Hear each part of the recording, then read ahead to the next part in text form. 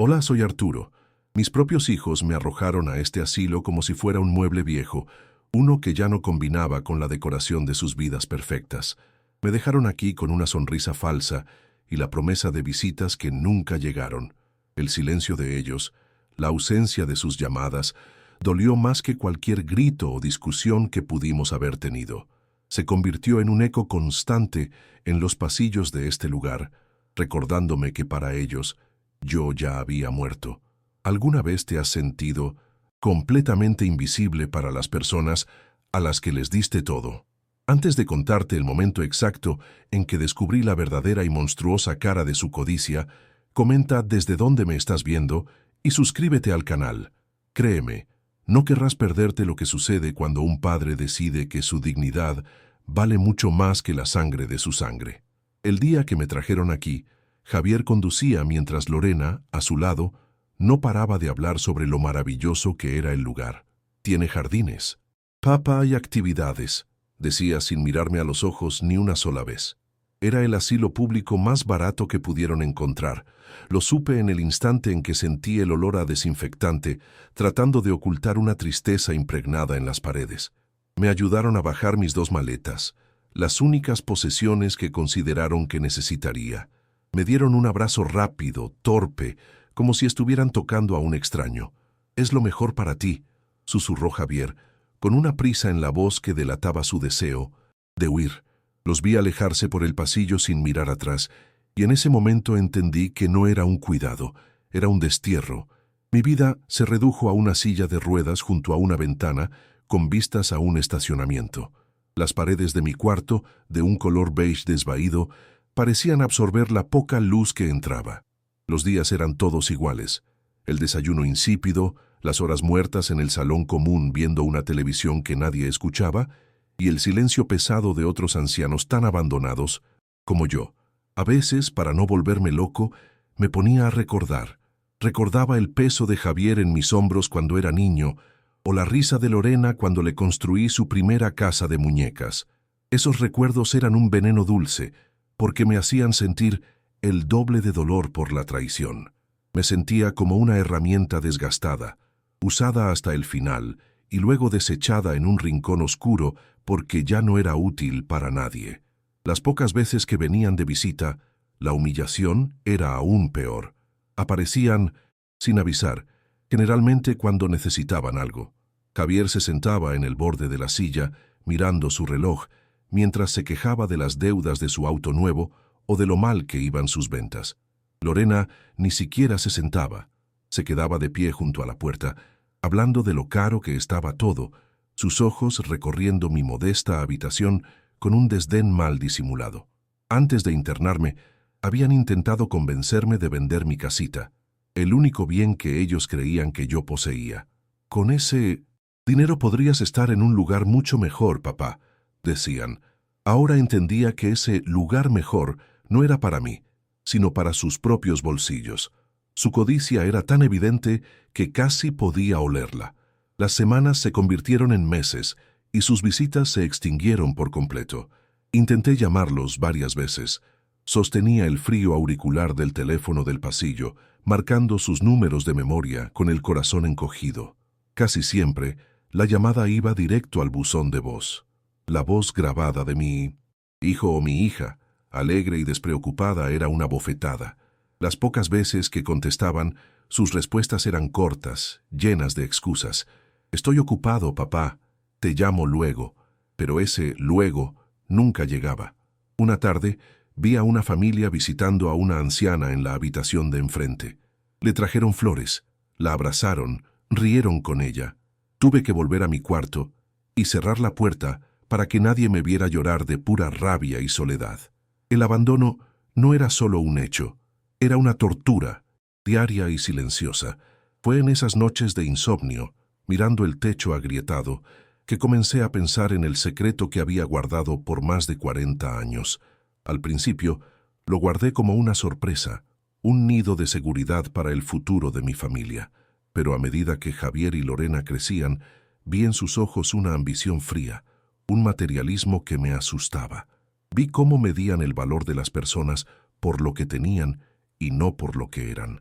Mi silencio dejó de ser una sorpresa y se convirtió en una prueba desesperada para ver si algún día me amarían por ser su padre, el carpintero que se rompió la espalda por ellos y no por el dinero que yo pudiera darles. Mantener ese secreto se transformó en mi último bastión de dignidad. Mi rutina aquí se había vuelto una forma de tortura lenta, una muerte por 1000 cortes de monotonía.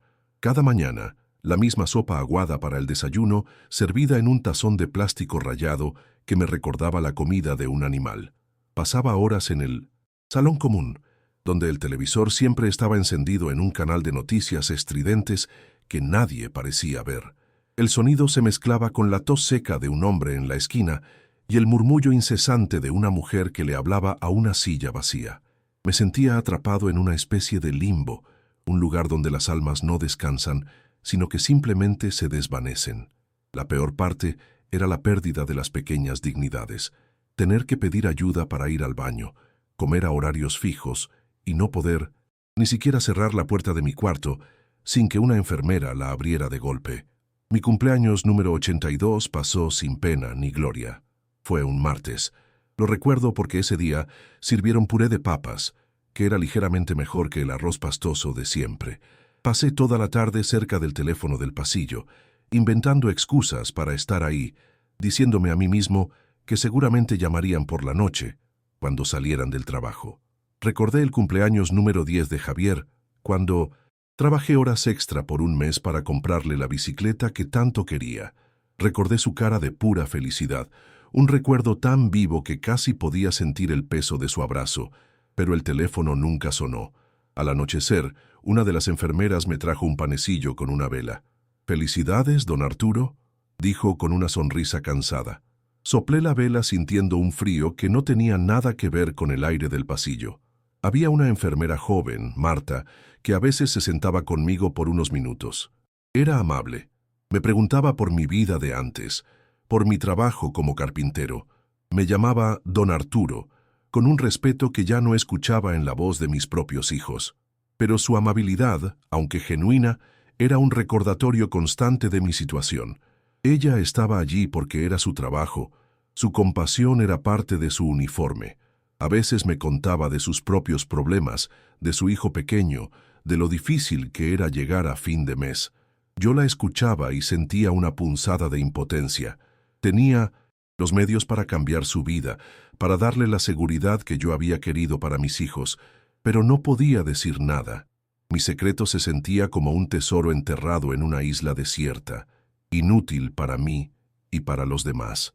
El salón común era un catálogo de tristezas. Al lado mío solía sentarse un señor llamado Ismael, un exprofesor que a veces recitaba poemas que ya no recordaba por completo, dejando las frases a medias, suspendidas en el aire como fantasmas. Intenté hablar con él un par de veces, preguntarle sobre los libros que le gustaban, pero sus ojos se perdían en algún punto de la pared. No había conexión. Estábamos juntos, pero cada uno estaba encerrado en su propia cárcel de recuerdos y olvidos. Me di cuenta de que la soledad más cruel no es la ausencia de gente, sino la imposibilidad de conectar con quienes te rodean. Éramos como barcos a la deriva en la misma niebla, lo suficientemente cerca para vernos las siluetas, pero demasiado lejos para escucharnos los gritos de auxilio. Empecé a recordar con una claridad dolorosa los primeros indicios de su codicia, señales que en su momento preferí ignorar. Recuerdo una Navidad, cuando Lorena, recién casada, se quejó amargamente porque el regalo que le di, un juego de vajilla que elegí con tanto esmero, no era de la marca que ella quería. «Ay, papá, esto es tan simple», dijo, con una mueca de desdén que intentó disfrazar de sonrisa. O Javier, cuando me visitó solo para pedirme que fuera su aval para un préstamo para un auto, de lujo que claramente no podía pagar. Cuando me negué, su amabilidad se evaporó y me acusó de no querer verlo progresar. En ese entonces me dolieron sus palabras, pero las justifiqué como caprichos de la juventud. Ahora, en el silencio de este asilo, veía el patrón con una claridad aterradora. Una tarde Lorena llamó. Fue una de esas llamadas raras, de menos de 3 minutos. Su voz era apurada, superficial. Mientras me preguntaba si había comido bien, escuché la voz de Javier de fondo. impaciente. ¿Ya le dijiste lo de los impuestos de la casa? Necesitamos que firme. Oí claramente antes de que Lorena tosiera para disimular. Se despidió abruptamente, diciendo que tenía que colgar. Me quedé con el auricular en la mano, el pitido monótono taladrándome el oído. No solo me habían abandonado, sino que seguían activamente buscando la manera de despojarme de lo único que creían que me quedaba. No era olvido, era una estrategia. Yo no era un padre al que se había dejado atrás, era un problema financiero que aún no habían terminado de resolver. La humillación se convirtió en una rabia fría y pesada. Esa noche no pude dormir. Me levanté y fui al baño comunitario.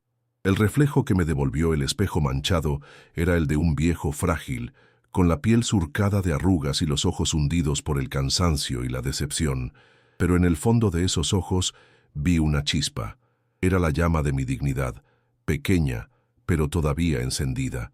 En ese momento, tomé una decisión. Mi silencio ya no. Era una prueba para ellos.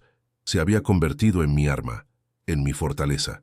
El dinero que había guardado con la esperanza de darles un futuro mejor, ahora tenía un nuevo propósito: asegurar que mi final no fuera dictado por su avaricia. Iba a recuperar el control de mi vida, aunque fuera lo último que hiciera. La fortuna ya no era una sorpresa para ellos, sería mi salvación. A partir de esa noche en el baño, algo dentro de mí se reacomodó. Dejé de sentirme como una víctima a la espera del final y empecé a verme como un observador silencioso, un juez en mi propio caso. La decisión de usar mi fortuna para algo más que premiar su ingratitud me dio una nueva perspectiva. Empecé a mirar a mi alrededor con otros ojos. Vi la soledad de Ismael, la fatiga en la sonrisa de Marta, las pequeñas tristezas y alegrías de este lugar olvidado. Mi secreto ya no era una carga, sino una promesa de que, de una forma u otra, la justicia llegaría. Dejé de esperar sus llamadas con ansiedad. Ahora, esperaba su próximo movimiento con una calma fría y calculadora. El juego había cambiado, aunque solo yo lo supiera. Una semana después, Javier apareció sin avisar. Entró en mi cuarto con la misma prisa de siempre, como si cada segundo en mi presencia le costara dinero. Traía unos papeles y un bolígrafo. Papá, es solo una firma para actualizar unos datos de la casa, una tontería burocrática, dijo, extendiéndome el documento sin siquiera mirarme a la cara. Su impaciencia era palpable. Se paseaba por la pequeña habitación, sus zapatos caros rechinando en el suelo de linóleo gastado. Yo lo observaba en silencio, notando cómo evitaba tocar cualquier cosa, como si temiera contagiarse de la pobreza del lugar. Para él, yo no era su padre, sino un trámite molesto, un último cabo suelto que necesitaba atar para seguir con su vida. Fue entonces cuando una de las enfermeras, no era Marta, entró con un sobre grueso en la mano. «Don Arturo, esto acaba de llegar para usted», dijo, dejándolo sobre la mesita de noche. Tenía el logo de un banco de inversiones, el mismo que administraba mi portafolio desde hacía décadas. Javier lo vio de reojo. Su curiosidad pudo más que su prisa. «¿Qué es eso?», preguntó acercándose. Antes de que yo pudiera responder, lo tomó. «Debe ser un error, seguro es publicidad», murmuró mientras lo abría con descuido. Vi cómo sus ojos recorrían la primera página, y entonces se quedó quieto, completamente inmóvil. Sus nudillos se pusieron blancos al sujetar el Sinbasenten papel. Dejó de respirar por un instante, y su rostro, normalmente una máscara de fastidio, se transformó en una de pura incredulidad. El silencio en el cuarto se volvió pesado, denso. Javier leyó el extracto una y otra vez, como si no pudiera procesar las cifras que veía. Su mandíbula se tensó, levantó la vista lentamente y me miró, pero no me veía a mí. Veía algo más, una posibilidad, un futuro deslumbrante. Por primera vez en años, sus ojos se clavaron en los míos, pero no con afecto, sino con una mezcla de shock y una codicia tan pura y salvaje que me heló la sangre. Tartamudeó algo sobre tener que irse, que había olvidado una reunión importante. Guardó el extracto en su bolsillo con un movimiento rápido y torpe. Me dio una palmada en el hombro, un gesto tan falso que casi me hizo reír. «Te llamo más tarde, papá. Cuídate mucho», dijo. Su voz sonaba extraña, un par de tonos más alta. Salió casi corriendo del cuarto, dejándome solo con el eco de su descubrimiento. Al día siguiente, el espectáculo comenzó. No vino solo Javier. Lorena estaba con él. Entraron en mi cuarto con los ojos enrojecidos, como si hubieran llorado toda la noche. Lorena se abalanzó sobre mí, abrazándome con una fuerza que nunca antes había tenido. «Papá, perdónanos. Qué error tan terrible hemos cometido», sollozaba contra mi hombro. Javier, a su lado, asentía con una expresión de profundo arrepentimiento. «No sabemos en qué estábamos pensando. Te sacaremos de aquí ahora mismo. Tu lugar es con nosotros», dijo, su voz cargada de una emoción que yo sabía que era completamente fabricada. Era una actuación digna de un teatro barato, y yo era el único espectador que conocía el verdadero guión. Las enfermeras y algunos residentes nos miraban conmovidos, creyendo presenciar una hermosa reconciliación familiar. Empacaron mis 2 maletas con un cuidado reverencial, como si contuvieran reliquias sagradas. El viaje en el auto de Javier fue surrealista. Si el viaje de ida al asilo había sido un funeral silencioso, este era una fiesta ruidosa y falsa. Lorena no paraba de hablar haciendo planes. «Vamos a redecorar tu cuarto en la casa, papá. Compraremos una cama nueva, la más cómoda que exista, y un televisor gigante para que veas tus partidos». Javier intervenía para prometer visitas diarias, viajes, todo lo que nunca antes les había importado. Me ofrecían agua, me preguntaban si tenía frío. Me trataban no como a un padre, sino como a un tesoro recién desenterrado. Yo me limité a mirar por la ventana, observando el reflejo de sus rostros ansiosos, sus sonrisas forzadas y sus ojos brillantes de avaricia. Llegamos a mi vieja casa. La habían limpiado a toda prisa, pero el olor a encierro y abandono seguía flotando en el aire. Me sentaron en mi viejo sillón de orejas, el mismo donde les leía cuentos cuando eran niños. La ironía era tan espesa que casi podía ahogarme en ella. Se movían a mi alrededor, ofreciéndome té, ajustando una manta sobre mis rodillas, preguntándome a cada minuto si necesitaba algo. Su solicitud era asfixiante. Me sentía más prisionero allí, en el centro de su red de mentiras, que en la celda beige del asilo. Comprendí que no me habían rescatado, me habían capturado. Cerré los ojos, fingiendo cansancio para no tener que ver sus caras. La guerra no había terminado, solo había cambiado de campo de batalla, y ahora se libraría en mi propio terreno. Los días que siguieron fueron una obra de teatro grotesca. Cada mañana, Lorena entraba a mi cuarto con una bandeja de desayuno que parecía sacada de un hotel de lujo. Frutas exóticas, pan recién horneado, jugo natural. Era un festín que mi viejo estómago apenas podía tolerar, pero tenía que sonreír y agradecer, jugando mi papel en su farsa. Javier, por su parte, pasaba horas sentado a mi lado, contándome de sus grandes planes para invertir nuestro futuro, como si de repente fuéramos un equipo. Sus conversaciones eran un laberinto de insinuaciones, siempre volviendo al mismo punto: la necesidad de organizar mis finanzas para protegerme. Me sentía como un animal engordado para el matadero, y la comida, por más deliciosa que fuera, me sabía a ceniza y traición. Una tarde, Lorena insistió en que probara un salmón importado que había cocinado. «Es bueno para el corazón, papá», dijo, mientras me lo cortaba en pedazos pequeños, como si yo fuera un niño inútil. La ironía me quemó la garganta. Recordé con una claridad dolorosa las innumerables veces que me había quejado del precio de mis pastillas para la presión, diciendo que eran un gasto innecesario. Ahora el dinero no era un problema. De repente, mi salud era su máxima prioridad. Javier se unió a la conversación, hablando de un asesor financiero amigo suyo que podía multiplicar mi patrimonio. «Hay que ser inteligentes con el dinero, papá. No se puede dejar que se pierda», dijo, con una seriedad que hubiera sido cómica si no fuera tan despreciable. Su hipocresía era un veneno que destilaban con cada palabra amable. Esa noche, cuando la casa finalmente quedó en silencio, me levanté con el sigilo que mis viejos huesos me permitían.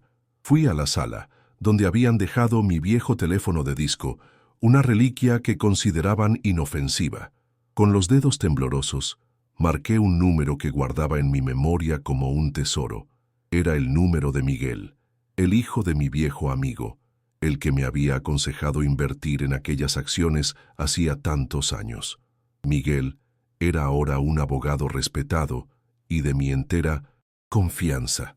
Cuando su voz somnolienta respondió al otro lado de la línea, sentí una oleada de alivio. «Miguel, soy Arturo», susurré, con el corazón latiéndome en los oídos. «Necesito tu ayuda. Creo que mis hijos están intentando robarme». Fue el primer paso para recuperar no solo mi dinero, sino mi vida. La paciencia de mis hijos no duró mucho. Su amabilidad forzada empezó a agrietarse, revelando la impaciencia que se escondía debajo. Javier ya no se sentaba a charlar. Ahora entraba y salía, dejando caer frases como «Papá, tenemos que hablar seriamente de los papeles» o «El tiempo es oro, no podemos dejar esto para después». Lorena, por su lado, reemplazó los desayunos elaborados por suspiros de frustración cada vez que yo tardaba en terminar mi comida. La presión se sentía en el aire, densa y eléctrica. Una noche, durante la cena, Javier puso sobre la mesa un folleto de un bufete de abogados. «Solo para que veas, papá. Es gente de confianza. Ellos pueden redactar una procuración, para que nosotros manejemos todo. Así tú descansas». El cerco se estaba cerrando, y sus sonrisas se parecían cada vez más a las de los lobos. El riesgo que corría se hizo evidente una madrugada. Estaba en el teléfono con Miguel, discutiendo los detalles de un Nuevo Testamento, cuando escuché un crujido en el pasillo. Era Lorena. Colgué de inmediato, el corazón saltándome al pecho. «¿Con quién hablabas, papá?», preguntó entrando en la sala con una bata de seda. Sus ojos entrecerrados por el 1960 sueño. Eran dos pozos de sospecha. «Con Ismael del asilo», mentí, tratando de que mi voz sonara tranquila. «A veces me llama para charlar un rato. El pobre se siente muy solo». Ella me miró por un largo instante, su mente calculando, sopesando mi mentira. Finalmente pareció aceptarla. «Ah, bueno, ya es tarde, deberías dormir». Se fue, pero supe que a partir de ese momento me vigilarían aún más de cerca. La libertad se me estaba acabando. La conversación con Miguel me había dado un mapa claro. Me explicó los pasos legales para proteger cada centavo de mi fortuna. Y más importante aún, para destinarla a un propósito que realmente tuviera sentido para mí. Hablamos de crear una fundación, de donar una parte al asilo para que lo convirtieran en un lugar digno, de ayudar a gente como Marta, la enfermera de corazón noble. Por primera vez en meses, sentí que el poder estaba de mi lado. Ya no era el viejo frágil y desamparado. Era Arturo Vargas, el hombre que había construido su vida con sus propias manos y que ahora iba a decidir cómo terminaría su historia. El dinero, que había sido una fuente de angustia y un imán para la codicia, se transformaba ahora en una herramienta de justicia. Mi resolución era de acero. Sintiendo que se les escapaba el tiempo, o quizás intuyendo mi cambio de actitud, Javier y Lorena decidieron dar el golpe final. Al día siguiente, me abordaron en la sala de estar con una seriedad solemne. «Papá, hemos organizado una reunión familiar para mañana», anunció Javier sosteniendo una carpeta de cuero. «Es solo para formalizar todo, para que podamos empezar a cuidar de ti y de tu patrimonio como se debe». Lorena añadió, con una sonrisa que no le llegaba a los ojos: «Traeremos los documentos para la procuración. Será una firma rápida y así ya no tendrás que preocuparte por nada nunca más». Asentí lentamente, mirándolos a los dos. «Está bien», dije, con una calma que los descolocó. «Mañana nos reuniremos». La trampa estaba lista. Lo que no sabían era ¿para quién? Al día siguiente, la atmósfera en mi casa era eléctrica, cargada de una expectación casi festiva. Javier y Lorena llegaron puntuales, acompañados de un hombre de traje impecable y sonrisa resbaladiza que presentaron como su abogado de confianza. Se movían con una seguridad insultante, como si la victoria ya fuera suya. Colocaron una carpeta de cuero sobre la mesita de centro, la misma sobre la que yo les había ayudado a hacer sus tareas escolares. Me ofrecieron café. Me preguntaron si la luz me molestaba. Su amabilidad era una capa delgada de barniz sobre una madera podrida. Yo, desde mi viejo sillón, los observaba en silencio. No sentía nervios, solo una extraña y fría calma. El acto final de su farsa estaba a punto de comenzar, y yo tenía el mejor asiento. Javier deslizó los documentos y un bolígrafo con detalles dorados hacia mí. «Listo, papá. Solo una firmita, y podremos empezar a cuidar de ti como te mereces», dijo, su voz empapada en una calidez ensayada que me revolvió el estómago. Lorena se inclinó, su rostro a centímetros del mío, su sonrisa tan amplia que parecía dolorosa. «Verás qué bien lo vamos a pasar todos juntos», susurró. No tomé el bolígrafo. En su lugar, levanté la vista y los miré, a uno y luego al otro, dejando que el silencio se extendiera.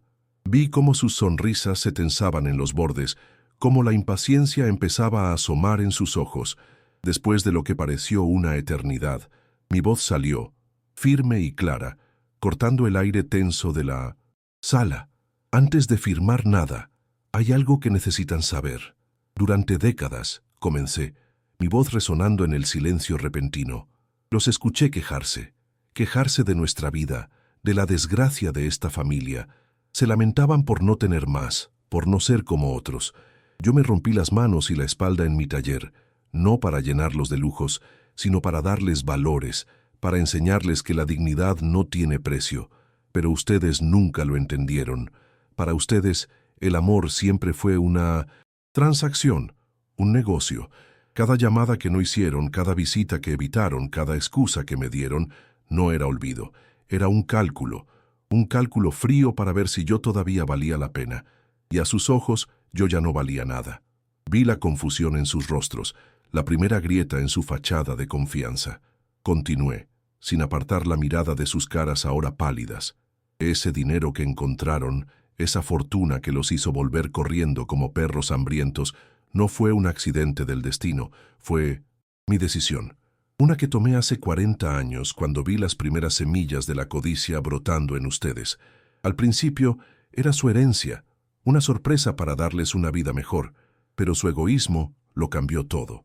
Mi silencio se convirtió en una prueba, mi última y desesperada prueba para ver si en sus corazones quedaba algo más que ambición. Quería que me amaran por ser su padre, el viejo carpintero que les dio todo, pero reprobaron. Reprobaron de la forma más miserable el día que me arrojaron en ese asilo para robarme una casa que ni siquiera valía una fracción de lo que estaban dispuestos a despreciar. El abogado de ellos carraspeó, intentando recuperar el control. «Señor Vargas, con todo respeto, creo que está un poco alterado. Sus hijos solo...» No pudo terminar la frase. Un golpe firme y seguro sonó en la puerta principal. Javier y Lorena se sobresaltaron, pero yo permanecí inmóvil. «Adelante», dije con voz fuerte. La puerta se abrió y Miguel, mi abogado, mi amigo, entró en la sala. Un hombre íntegro cuya lealtad no se compraba con dinero. Llevaba su propio maletín. «Miguel, qué bueno que llegas», dije, y por primera vez en mucho tiempo, una sonrisa genuina se dibujó en mi rostro. La expresión en las caras de mis hijos, al ver a un segundo abogado, fue una imagen que atesoraré por siempre. La trampa que con tanto esmero habían preparado se acababa de cerrar sobre ellos. Miguel no perdió el tiempo. Colocó su maletín sobre la mesa, abrió los broches con un clic seco y sacó un grueso expediente. Su voz llenó la sala, tranquila pero implacable. «El señor Vargas me ha dado instrucciones precisas», comenzó, mirando directamente a Javier y Lorena. «La totalidad de su patrimonio, hasta el último centavo, ha sido transferida a una nueva entidad legal, la Fundación Vargas. Su propósito principal será la remodelación y mejora de residencias para ancianos de bajos recursos, empezando por el Asilo San Judas, donde ustedes lo abandonaron. Además, se creará un fondo de becas para hijos de trabajadores, como la enfermera Marta, que sí demostró tener un corazón noble». Hizo una pausa, dejando que el peso de cada palabra los aplastara. «Ustedes no están incluidos en el testamento, no recibirán absolutamente nada». El silencio que siguió fue atronador. Luego se rompió. Lorena emitió un gemido ahogado, el sonido de la pura avaricia desmoronándose. El rostro de Javier se congestionó de una furia impotente. «No puedes hacernos esto, es nuestro, somos tu sangre». gritó dando un paso hacia mí con los puños apretados. Lo miré, ya no con dolor, sino con una lástima infinita. La sangre no te da derecho a nada, Javier. El respeto, el amor, la lealtad, eso se gana. Ustedes tuvieron toda una vida para ganárselo y eligieron no hacerlo. Me levanté lentamente de mi sillón sintiéndome más ligero que nunca. Ahora, si me disculpan, Miguel y yo tenemos mucho trabajo que hacer. La puerta está por donde entraron. Se quedaron allí, paralizados, como estatuas de sal, devorados por el vacío que ellos mismos habían creado. Se fueron sin decir una palabra más. La puerta se cerró detrás de ellos con un sonido suave, casi anticlimático, que marcó el fin de una era en mi vida. El abogado de ellos, humillado y desconcertado, recogió sus cosas y se escabulló como una rata que abandona un barco que no se hunde, sino que simplemente ha cambiado de capitán. Me quedé en el silencio de mi sala. El aire de repente se sentía más ligero, más respirable. Miguel me puso una mano en el hombro, un gesto de apoyo silencioso y firme. Lo miré y asentí. No había triunfo en mis ojos, solo el peso de una decisión irrevocable. La batalla había terminado, no contra ellos, sino contra el fantasma de la familia que yo me había empeñado en creer que tenía. La soledad que sentí en ese momento no era amarga, era limpia. Era el espacio vacío necesario para empezar a construir algo nuevo. Mi nueva vida comenzó en un lugar que no olía a desinfectante y tristeza, sino a césped recién cortado y a café. Miguel me ayudó a mudarme a una residencia asistida de primer nivel, un lugar donde la dignidad no era un lujo, sino el estándar. Mi apartamento tenía un pequeño balcón, con vistas a un jardín lleno de rosales, no a un estacionamiento gris. Por primera vez en años sentí el sol en mi cara sin el filtro de una ventana sucia. Hice amigos, como un profesor de historia jubilado con quien jugaba ajedrez por las tardes y una pintora que me enseñó a apreciar los colores del atardecer. Recuperé las pequeñas cosas que me habían robado, el placer de elegir mi propia cena, la libertad de dar un paseo cuando me apetecía, el respeto en los ojos de la gente que me llamaba por mi nombre, no por mi número de habitación. Una de las primeras cosas que hice con Miguel fue regresar al asilo San Judas, no como un fantasma del pasado, sino como un agente de cambio. Me reuní con la directora, una mujer agotada pero de buen corazón, y le expuse mi plan. La donación de la Fundación Vargas fue tan grande que al principio pensó que era una broma. Cuando vio que era real, sus ojos se llenaron de lágrimas. Quiero que cada habitación tenga una ventana que se pueda abrir de verdad, le dije. Quiero que la comida tenga sabor, que los colchones no tengan resortes salidos y que haya suficientes enfermeras para que puedan sentarse a hablar 5 minutos con los residentes en lugar de solo correr de una emergencia a otra. Quería transformar ese purgatorio en un refugio, un lugar donde la vejez no fuera sinónimo de abandono. Encontrar a Marta, la joven enfermera, no fue difícil. La cité en una pequeña cafetería cerca de su casa. Cuando le expliqué que la Fundación Vargas había creado un fondo de becas para los hijos de trabajadores como ella y que su hijo sería el primer beneficiario, se quedó sin palabras. Pero no me detuve ahí. La bondad debe ser recompensada, no solo reconocida, le dije, mientras le entregaba los papeles de una pequeña casa que había comprado para ella y su hijo, en un barrio seguro y con buenas escuelas.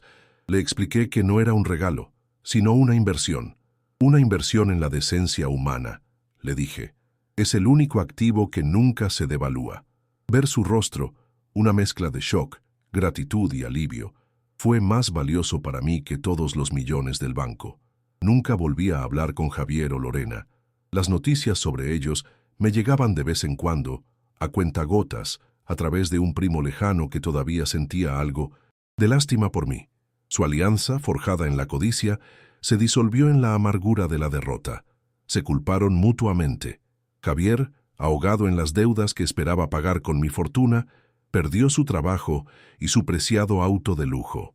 Lorena, cuyo estatus social dependía de las apariencias, se encontró aislada cuando la promesa de riqueza se evaporó. Se convirtieron en la encarnación de su propia miseria, atrapados en la vida desgraciada de la que siempre se habían quejado. Una desgracia que ahora era enteramente su propia creación, No sentí alegría al saberlo, solo una profunda y distante pena. Eran extraños para mí, castigados no por mí, sino por el vacío de sus propias almas.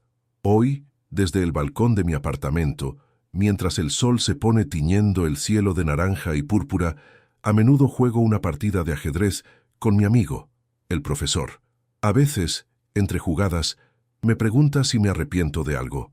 Lo pienso un momento, muevo un peón y le respondo que sí. Me arrepiento de no haber entendido antes que mi mayor error fue esperar amor de donde solo podía brotar interés. La paz que siento ahora no tiene precio. Al final, descubrí que la verdadera fortuna no estaba en las acciones que escondí durante 40 años, sino en la dignidad que nunca permití que me robaran por completo. Comprendí una verdad muy simple. Hay gente tan pobre, tan increíblemente pobre, que lo único que tiene en este mundo es dinero. Mi vida ahora transcurre a un ritmo diferente, uno marcado por el sonido de las piezas de ajedrez sobre el tablero y las risas tranquilas en el jardín. No vivo en un palacio, pero cada rincón de mi pequeño apartamento respira una paz que ninguna fortuna podría comprar. Esa paz es mi verdadero lujo, es el sabor del café por la mañana, sin el regusto amargo de la hipocresía. Es la libertad de leer un libro hasta tarde sin que nadie me vigile, sospechando de mis intenciones. Mis hijos me ofrecieron una jaula de oro, pero yo elegí un nido modesto. Aquí, con mis nuevos amigos, he aprendido que la compañía no se mide por la sangre que compartes, sino por el respeto que te profesan. Y ese respeto, a mi edad, es el único tesoro que importa. El dinero que una vez fue mi secreto y mi carga, ahora es una herramienta de construcción. La Fundación Vargas ya no es solo una idea en un papel, es una realidad que puedo ver y tocar. Hace unas semanas, Miguel me trajo las primeras fotos de la remodelación del asilo. Donde había paredes beige deprimentes, ahora hay colores cálidos y ventanas amplias que dejan entrar la luz del sol. Me contaron que el viejo Ismael, el exprofesor, ahora tiene un pequeño jardín donde puede sentarse a recordar sus poemas. Saber que mi dolor se transformó en la dignidad de otros es el mejor dividendo que he recibido en mi vida. No estoy construyendo un imperio, estoy reparando pequeños mundos rotos, uno a la vez. Y eso le ha dado a mi vejez un propósito que nunca imaginé tener. A veces, en el silencio de la noche, pienso en Javier y Lorena. No con rabia, ya no. Siento una especie de lástima hueca, la misma que se siente al ver un árbol hermoso pero podrido por dentro. Me llegan noticias de que su vida juntos se desmoronó, que se culpan el uno al otro por la fortuna perdida. Están atrapados en la misma amargura de la que siempre se quejaron, pero ahora no tienen a quién culpar más que a sí mismos. No fui yo quien los castigó. La vida simplemente les presentó la cuenta de sus propias decisiones. Los dejé ir, no solo de mi testamento, sino de mi corazón. Son ecos de un pasado que ya no me pertenece, fantasmas que deambulan en una casa que ellos mismos incendiaron con su codicia. He descubierto que la palabra familia es más flexible de lo que pensaba. Mi familia ahora es Roberto, el profesor de historia con quien debato sobre batallas antiguas. Es Elena, la pintora que me convence de que todavía hay belleza por descubrir en cada atardecer. Es Marta, la enfermera, que me envía fotos de su hijo jugando en el patio de su nueva casa, una casa construida sobre los cimientos de la bondad y el respeto mutuo. Estos lazos no están escritos en un certificado de nacimiento, sino que se tejen día a día con hilos de confianza, afecto genuino y la simple alegría de compartir un momento. Me enseñaron que la verdadera familia es aquella que te elige, la que te ve, te escucha y te valora por ser quien eres, no por lo que tienes. Al final de todo este largo camino, he llegado a comprender una verdad muy simple, pero profunda. Mi mayor error no fue guardar un secreto, sino esperar que el agua brotara de una piedra. Pasé décadas esperando que mis hijos vieran más allá del dinero, sin darme cuenta de que el dinero era lo único que eran capaces de ver. Su pobreza no estaba en sus bolsillos, sino en sus almas, y esa es una miseria que ninguna herencia puede curar. La verdadera fortuna, la que nadie te puede arrebatar, es acostarte por la noche con la conciencia tranquila, es mirarte al espejo y reconocer al Hombre que te devuelve la mirada. Es saber que aunque te quedes sin nada, todavía te tienes a ti mismo, y eso a veces es más que suficiente. Si esta historia resonó contigo, si conoces a alguien que necesita recordar su propio valor frente a la indiferencia de otros, por favor, comparte este relato. A veces una historia puede ser el espejo que necesitamos para ver nuestra propia fuerza. No olvides suscribirte para escuchar más historias sobre cómo encontrar la dignidad y el respeto propio, incluso cuando parece que todo está perdido. Gracias por acompañarme hasta el final. Gracias por escuchar.